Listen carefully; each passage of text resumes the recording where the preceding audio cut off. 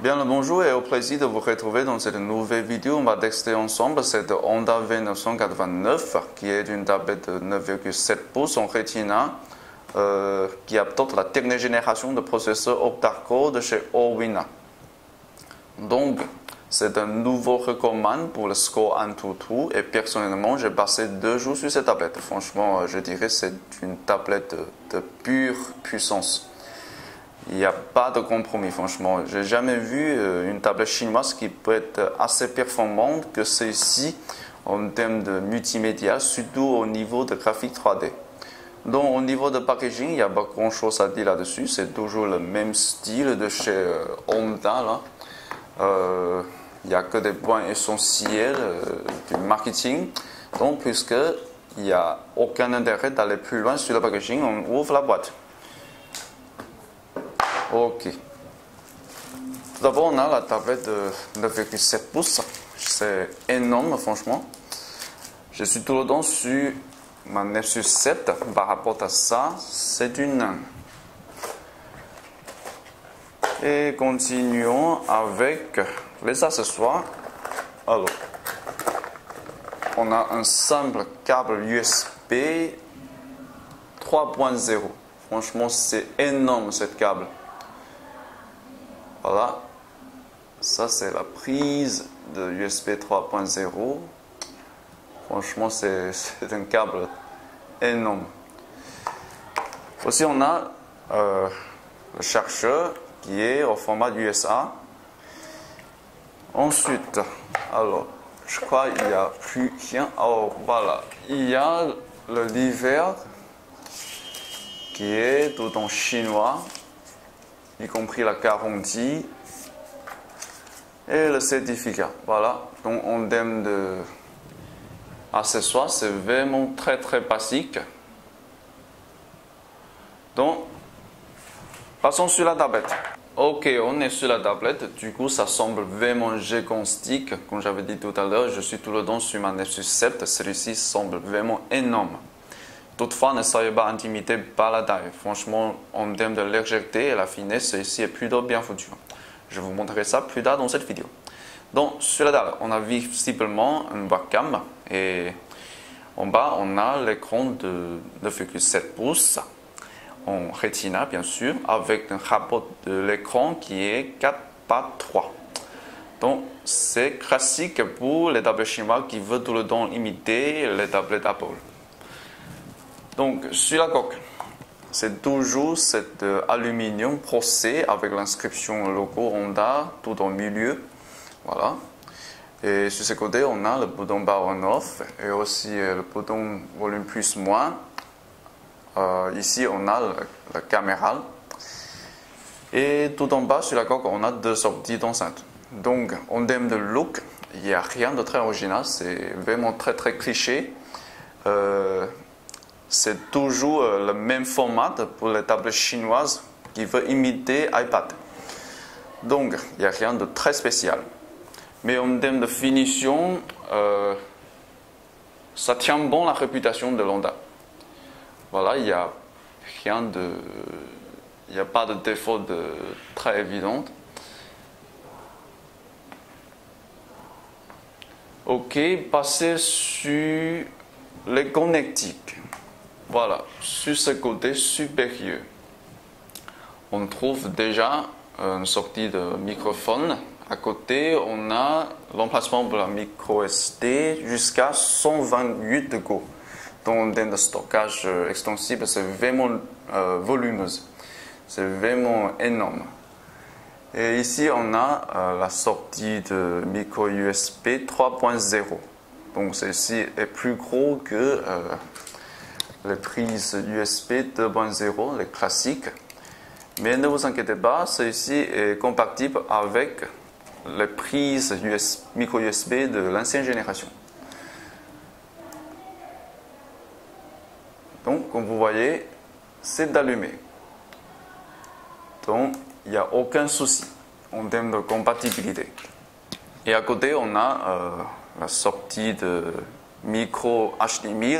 Par contre, je ne suis pas sûr si ça c'est nécessaire parce que là, cette tablette est compatible avec la technologie Miracast. Mhm. À côté, on a la prise jack 3.5. Donc, pour les connectiques, tous sont réunis sur ce côté supérieur. Donc, au niveau de look, il n'y a rien de très original, comme j'avais dit tout à l'heure. C'est toujours le même format, mais ce qui compte sur ce modèle est plutôt la performance. Alors, ensuite, pour la dimension, je vais vous montrer deux choses plutôt intéressantes. Un, c'est les deux bords.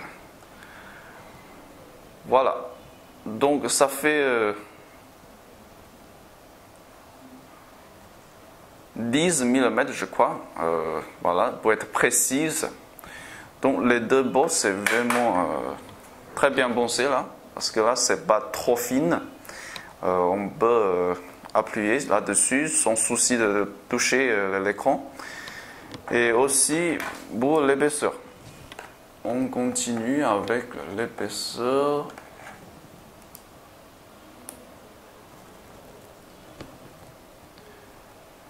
Alors, c'est presque 8,9 mm. C'est vraiment très très fine par rapport à l'ancien modèle en même format. Voilà. Ensuite, c'est le moment pour le poids. Ça, du coup, ça peut être inquiétant pour certains parce que là, ça semble vraiment énorme cette tablette. Mais on verra. Alors, 516 grammes, c'est déjà plus léger que la majorité des tablettes chinoises au format de 9,7 pouces. Franchement, en termes du matos, ça c'est du aluminium, donc c'est vraiment très bien foutu. Ok, on est sur le système et apparemment au menu, on vous propose une surcouche de Honda, ça s'appelle Honda ROM. Et au niveau de look, il n'y a rien de très original, ça c'est évidemment inspiré d'après MIUI. Voilà, un truc assez gênant, c'est que on n'a pas d'accès sur les paramètres pour les widgets. Et comme vous avez le système d'exploitation Android sans widget, ça peut être chiant. Surtout pour contrôler les connectiques. Ça, c'est vraiment très très inconvénient. Donc, pour la version d'Android, on est bien sur le KitKat. Alors, Android 4.2, pardon. Donc, sur cette page de paramètres, il n'y a rien de très impressionnant, hein, franchement. Mais il y a un truc qui est plutôt remarquable dans les paramètres rapides. Ça, c'est la fonctionnalité de capture en vidéo de l'écran. Je vais tester ça dans la partie de texte gaming. Donc, au niveau de réactivité, franchement, je dirais c'est plutôt pas mal. Je vais essayer de nettoyer à nouveau le mémoire vif et ensuite on verra. Je vais démarrer plusieurs applications et puis j'abandonne. Alors, il faut que je revienne sur le File Manager pour voir la vitesse de récupération pour les fichiers. Alors ça, c'est des images. On va essayer de récupérer les vidéos, voilà. C'est assez rapide, franchement. Continuons avec d'autres applications. Alors, bizarre, ceci n'est pas compatible avec le mode d'affichage horizontal. Ensuite, celui-ci. Alors, c'est une application chinoise.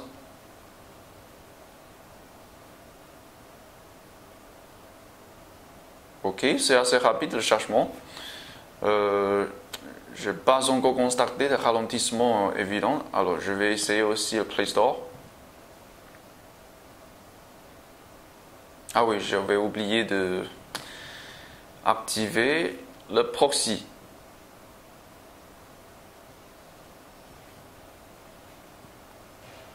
Voilà, on revient sur le Play Store pour voir.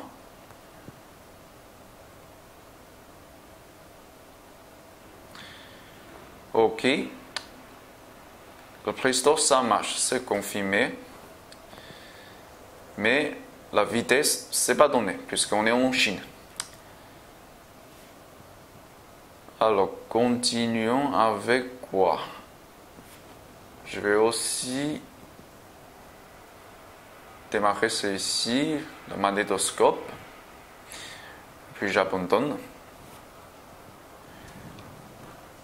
OK Google. Ah, il n'a rien compris. Ensuite, alors ça c'est l'application antivirus. Mais c'est pas horizontal, j'abandonne. Et franchement, jusqu'à maintenant, je ressentis un peu de ralentissement. Alors, MX Player. Ah, on revient sur cela plus tard. Donc, au niveau de réactivité, c'est acceptable, voire plus rapide que beaucoup de tablettes chinoises à même format. Donc ensuite, il faut qu'on passe sur le benchmark. Ok, continuons cette vidéo avec le benchmark. Et ce que vous voyez ici sur AnTuTu, on a un score monstrueux de 55 774. Donc c'est le nouveau record, ça c'est sans aucun doute. Mais le score, ça ne dit pas très grand chose, surtout sur le benchmark assez douteux comme AnTuTu. Parce que là, comme vous voyez, maintenant AnTuTu c'est plutôt un outil de marketing pour les fabricants, quoi. Surtout pour Xiaomi. Donc, sur le détail, on a un score exceptionnel pour le multitâche grâce à ce processeur octa-core. Donc, c'est 12296. C'est vraiment impressionnant. Aussi, pour la graphique 3D, le texte est en résolution inférieure à la résolution par défaut de cette tablette. Mais, par contre, on a toujours ce score supérieur à 8700. Donc ça, c'est vraiment impressionnant. Mais les scores, ça ne m'intéresse pas trop. Il faut qu'on rentre sur d'autres benchmarks où on peut voir concrètement la performance. Mais ça, on traitera ça plus tard. Donc, pour les caractéristiques, on est bien sûr Honda V989, le système d'exploitation qui est 4. Voilà. Ensuite, résolution 2048 par 1536 qui est 2K. En même temps, c'est du Retina. Alors, la caméra, c'est 8 mégapixels. On va traiter le sujet de caméra en détail un peu plus tard dans cette vidéo, bien sûr. Ensuite, pour la RAM, je crois que c'est 2 Go, sinon on n'aura pas ce niveau de fluidité. Ensuite, stockage indem, au total, on a 32 Go. C'est ici la version 32 Go de ce modèle. Ensuite, le processeur, c'est un octa-core, mais le modèle n'est pas précisé ici. Ensuite, je pense qu'ils sont trompés sur la cadence. Parce que là, sur le papier, ça doit être de 2 GHz. Voilà. Ensuite, la puce graphique, ça c'est une nouveauté pour moi, le Power FA rouge G6230. En général, j'ai l'impression que les puces graphiques de Power VR, c'est plutôt entrée de gamme, mais celui-ci n'est pas du tout une entrée de gamme. Et on verra ça plus tard. Alors, pour la densité de pixels, on a une très belle 320 pixels par pouce.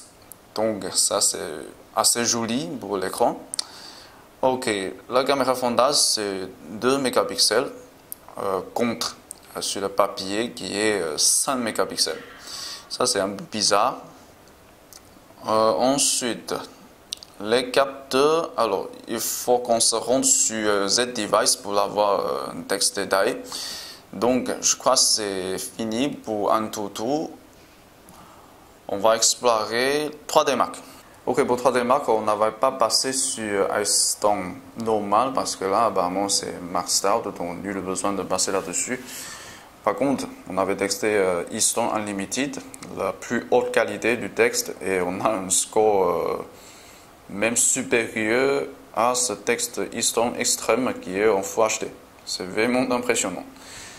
Donc, pour le score de iStone Unlimited, c'est 13 852, mais ce qui est impressionnant, voire effrayant, c'est que pour le 3 textes graphiques, on est toujours au-dessus de 30 trames par seconde, surtout pour ces 2 premiers textes. Voilà, on a un c'est 85, d'autres c'est 51. C'est vraiment impressionnant. Donc ici, je vais redémarrer le texte iStone Unlimited pour que vous puissiez voir la performance en vidéo.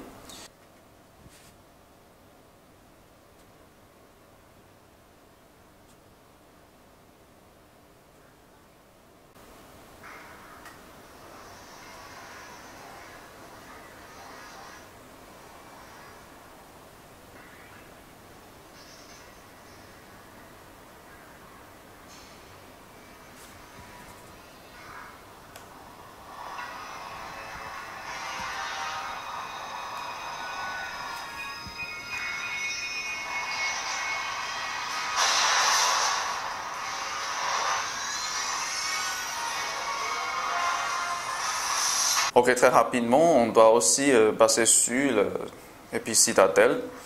Mais je crois que ce benchmark est plutôt trop léger pour cette tablette, puisque 3D Mark n'est pas un benchmark très cherché pour elle.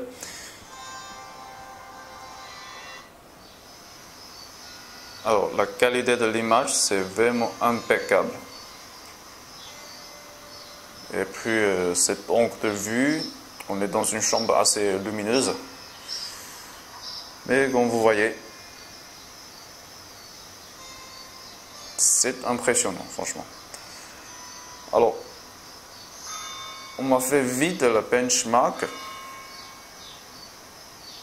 On est toujours sur 60 ou 40, ou parfois voire 100 de trames par seconde. Voilà, ça c'est vraiment bluffant. Et à part de ces 3 benchmarks, j'ai aussi passé le texte sur d'autres benchmarks comme Bassmark X et aussi Bassmark OX2. Voilà, il y a plein de benchmarks que je fais là-dessus, mais je ne vous montrerai pas ici sur cette vidéo, sinon ça sera trop long. Par contre, vous trouverez tous les captures de l'écran de cette benchmark dans la description. Ok, pour le texte de vidéo 4K, je prends d'abord une vidéo de 200 mots au format de MP4. Voilà, il s'agit d'un gars qui joue au Assassin's Creed en réalité. Donc, on va voir ce que ça donne.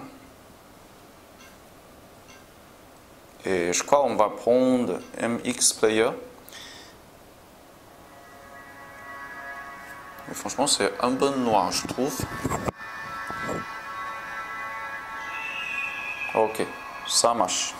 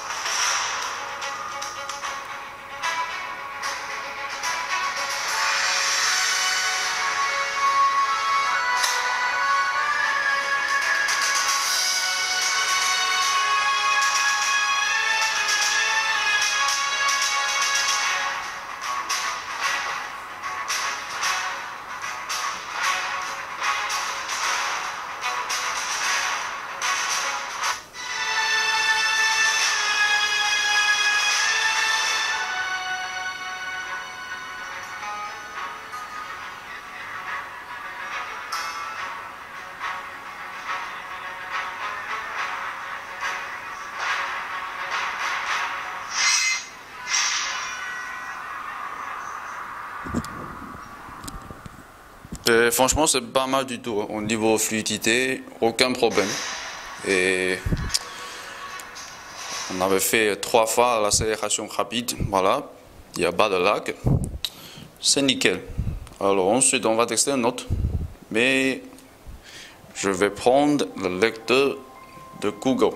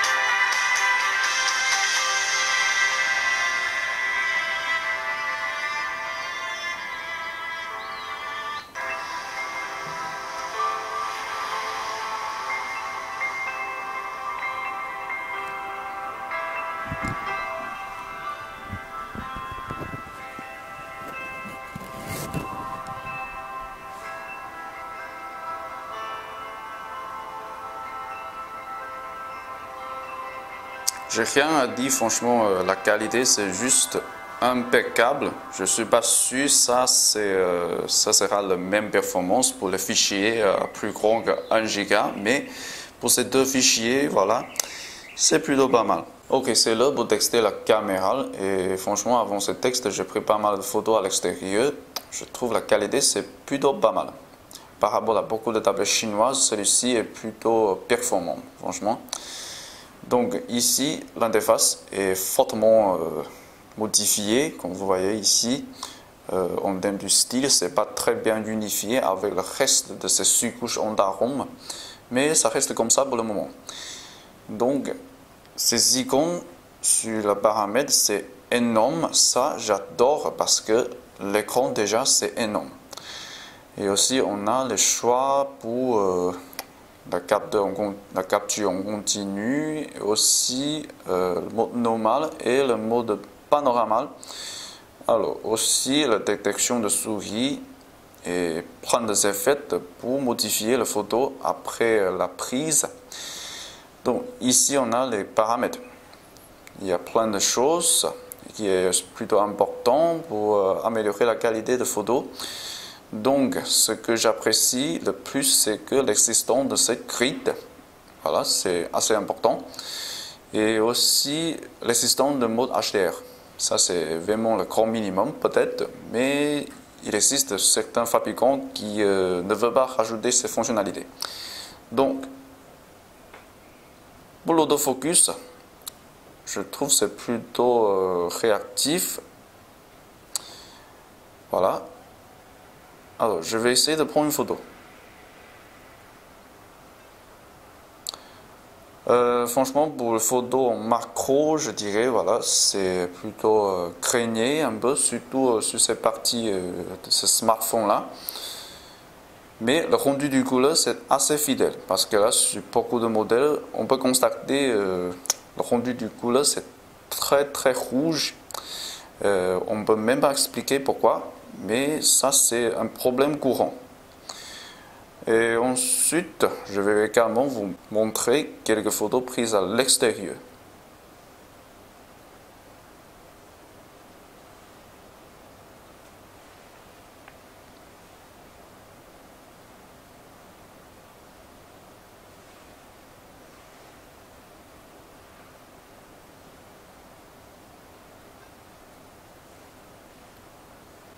Ok, continuons avec le texte Wi-Fi et Internet. On a vraiment de la chance de connecter sur un réseau plutôt fort.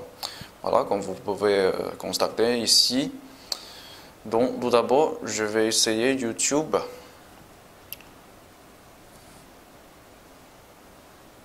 Ok, pour le chargement de la plupart des textes, c'est assez rapide, mais on va toujours pas un seul thumbnail.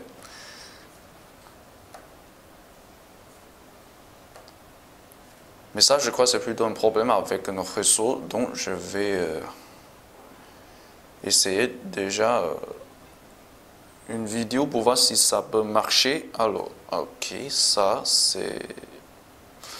va pas marcher. Donc, on abandonne le texte pour YouTube. Apparemment, c'est toujours problématique en Chine. Ensuite, on peut aussi toucher le navigateur. Alors, je vais essayer ce nouveau navigateur Opera. Je m'en sers rarement de ce navigateur, quoi. Ok, je vais essayer de taper. Alors, c'est vraiment très sympa de taper sur un écran énorme comme celui de Honda, de cet Honda de 9,7 pouces. Déjà, c'est... Oh là là, j'avais oublié de mettre le chronomètre.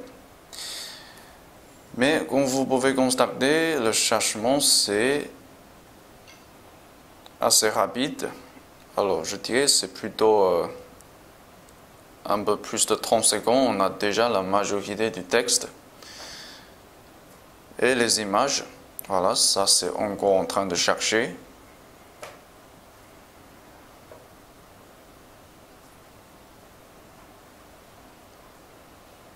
Passons sur une autre page. Alors.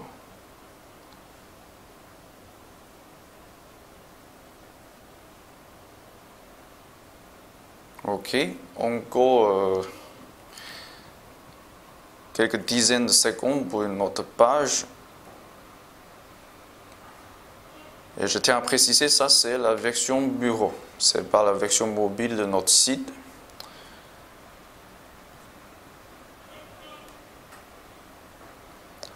Ok, c'est pas mal. Ensuite, je vais également essayer un site étranger. Alors, go.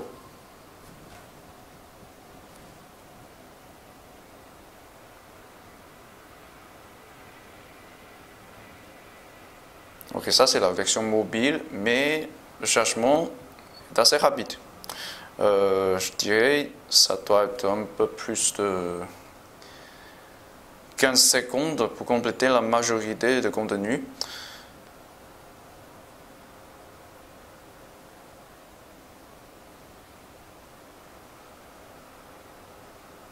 Ok, pour Kim Kardashian c'est un peu long parce que là elle a une grosse fesse. Mais en tout cas pour le texte Wi-Fi Internet, pour moi c'est acceptable. Ok, pour le texte gaming, au risque de me mettre dans une situation assez embarrassante, comme j'avais fait beaucoup de fois, je prends quand même la MFS.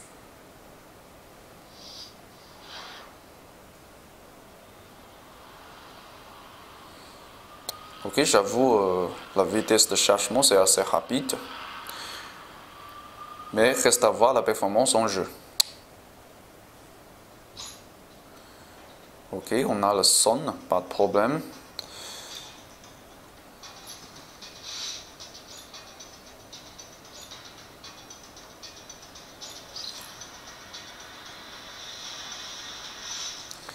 Ok, en même temps, je vais essayer de activer la capture en vidéo. Alors, ça c'est planté. Donc, voilà, c'est impossible de faire la capture en vidéo pour le jeu. Peut-être il faut que je redémarre le jeu.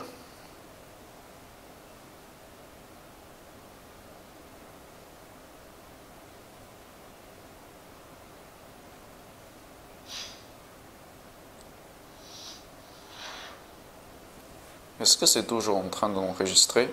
Ah oui.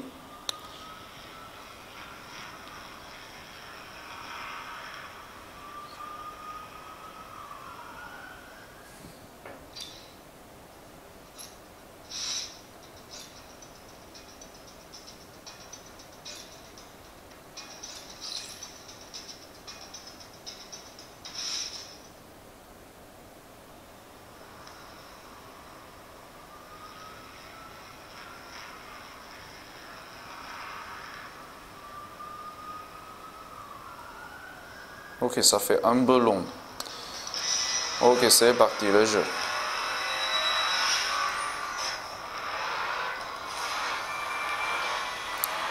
Alors, niveau fluidité, puisqu'on a démarré la capture en vidéo, ça rame un peu.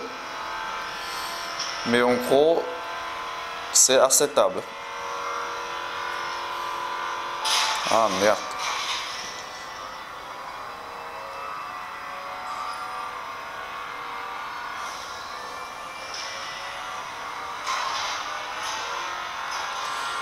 Mais un bon truc, c'est que je n'ai pas constaté de réchauffement de la batterie.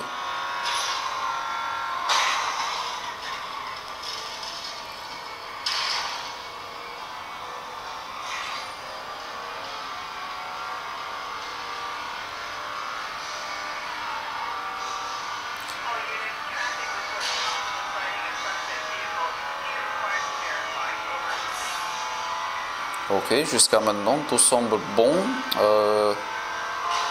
Pas de crash. C'était assez fluide. En plus de gyro, voilà, je dirais assez performant.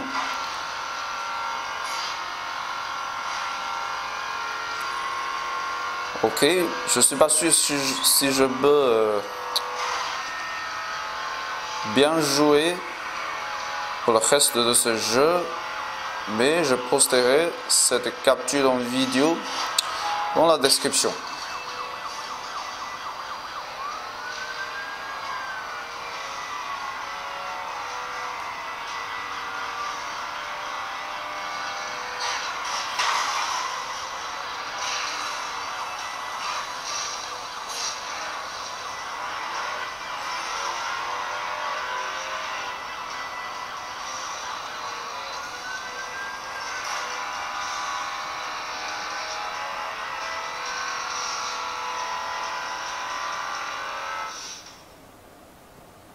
Ok, le texte gaming c'était catastrophique, mais je vous assure que la vidéo va terminer bientôt parce qu'on est sur la partie de la batterie.